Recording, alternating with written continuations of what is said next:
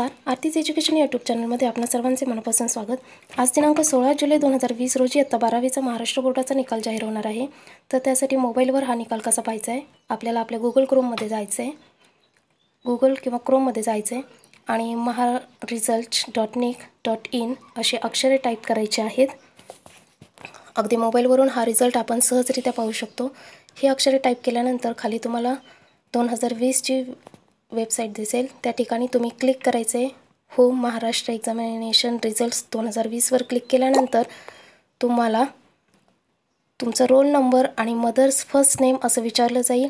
त्यानंतर ते जर आपण व्यवस्थित टाकलं की आपल्याला व्ह्यू रिझल्ट या बटनावर क्लिक करायचं आहे।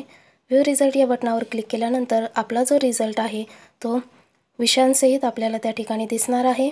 सर्वांना ऑल द बेस्ट। वेबसाईट आहेत maharesults.nic.in आणि दुसरी वेबसाईट आहे www.hscresult.mkcl.org।